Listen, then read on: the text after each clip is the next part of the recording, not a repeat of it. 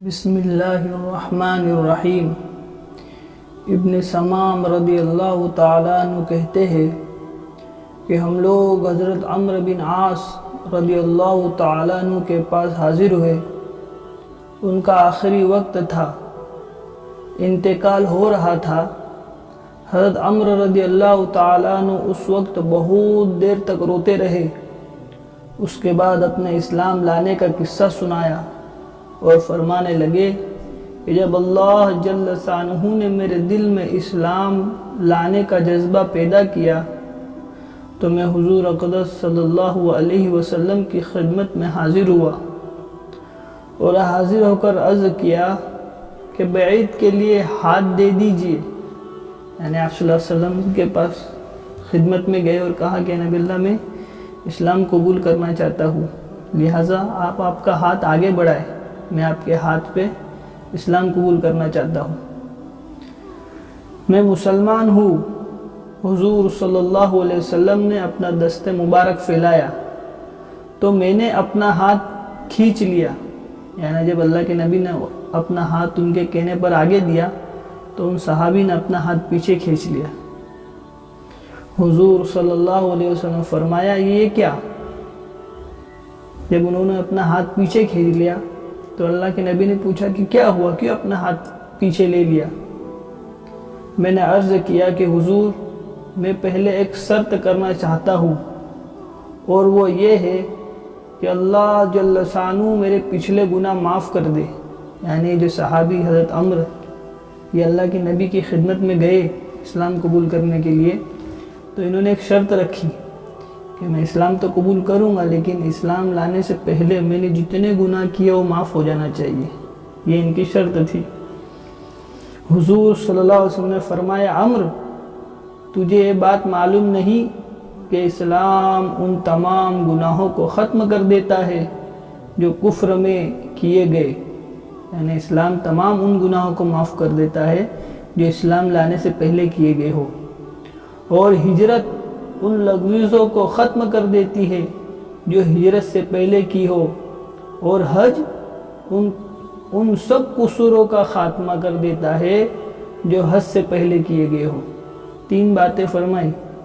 اس میں پہلی بات کیا بتائی کہ عمرو تجھے یہ بات معلوم نہیں کہ اسلام ان سب گناہوں کو ختم کر دیتا ہے جو کفر کی حالت میں کیے گئے ہو، اور ہجرت ان سب لغزشوں کو ختم کر دیتی ہے جو ہجرت سے پہلے کی گئی ہو، اور حج کے فائدے بتائے دیکھو، اور حج ان سب قصوروں کا خاتمہ کر دیتا ہے جو حج سے پہلے کیے گئے ہو۔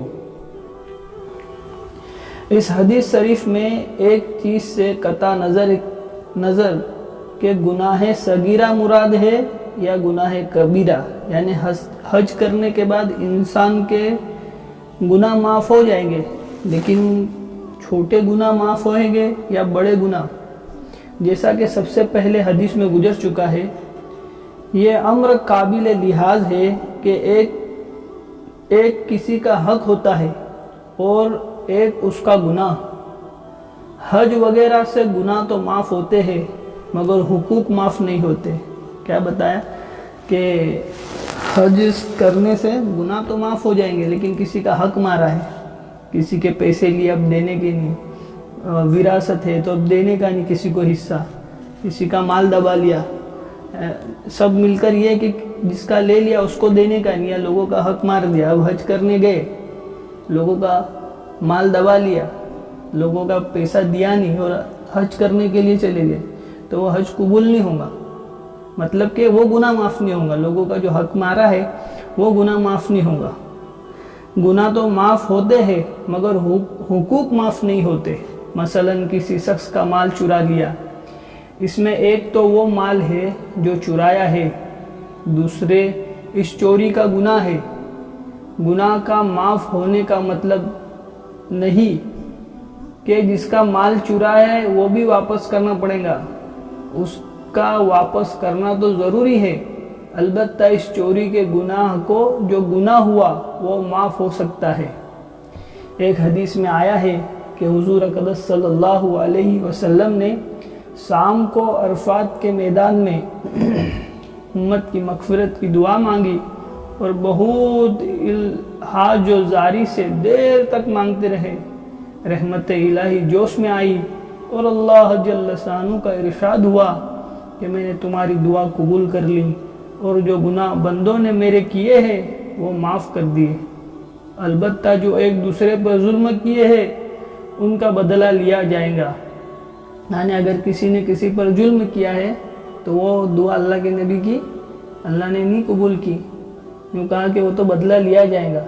حضور صلی اللہ علیہ وسلم نے پھر درخواست کی اور بار بار یہ درخواست کرتے رہے کہ یا اللہ تو اس پر بھی قادر ہے کہ مظلوموں کا ظلم کا بدلہ تو عطا فرما دے اور ظالموں کے قصور کو تو معاف کر دے۔